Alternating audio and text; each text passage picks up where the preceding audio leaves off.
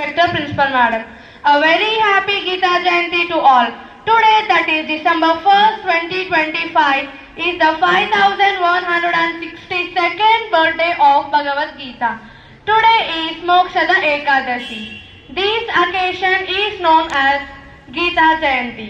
On this day, Lord Krishna revealed the Bhagavad Gita to Arjuna on the battlefield of Kurukshetra. It is celebrated as the birth of divine wisdom that guides humanity toward righteousness, duty and liberation. The Bhagavad Gita is honored for its teachings on dharma and righteous action, inner peace and spiritual clarity, devotion to the Supreme, selfless duty and discipline. Thank you. ప్రపంచంలో ఎక్కడ ఒక గ్రంథానికి birthday అనేది జరపడం ఉండదు, కానీ గీతకు మాత్రం పుట్టినరోజు సెలబ్రేట్ చేస్తాము. అంటే అది డైరెక్ట్గా భగవంతుని నుండి వచ్చిన అమృతవాణి కాబట్టి ఎంతో పవిత్రమైనది. మన భారతీయ సంస్కృతి ఋషి సంస్కృతి, దైవీ సంస్కృతి.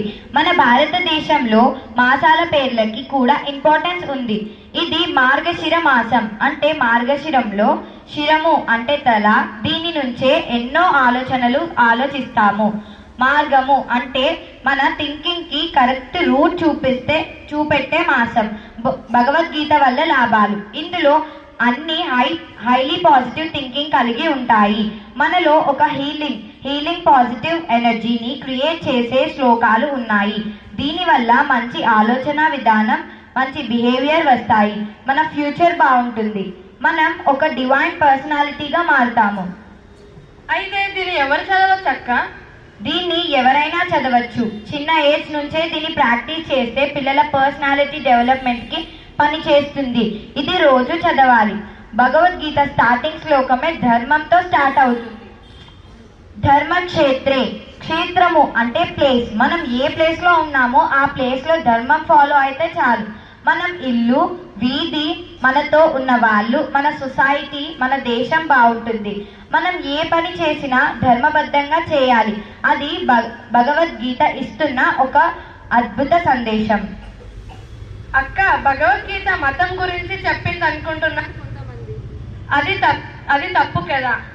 ఒక ఇంపార్టెంట్ పాయింట్ చెప్తున్నా. భగవద్గీతలో ఎక్కడా కూడా ఒక మతం గురించి కానీ, ఒక ప్రాంతం గురించి కానీ, ఒక వ్యక్తి గురించి కానీ చెప్పలేదు, మాట్లాడలేదు. దేని గురించి మాట్లాడింది మరి? దేని గురించి మాట్లాడిందంటే క్యారెక్టర్ గురించి మాట్లాడింది. కులం గురించి కాదు. దేని గురించి మాట్లాడిందంటే గుణం గురించి మాట్లాడింది.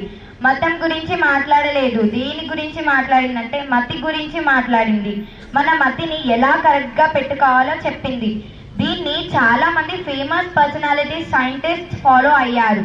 Robert Oppenheimer, Will Smith, Bankim Chandra Chatterjee, Balagangadhar Tilak, Swami Vivekananda, Sarvepalli Radhakrishnan, Albert Einstein, Aurobindo, Henry David, Mahatma Gandhi, ఇంకా చాలా మంది ఫాలో అయ్యారు.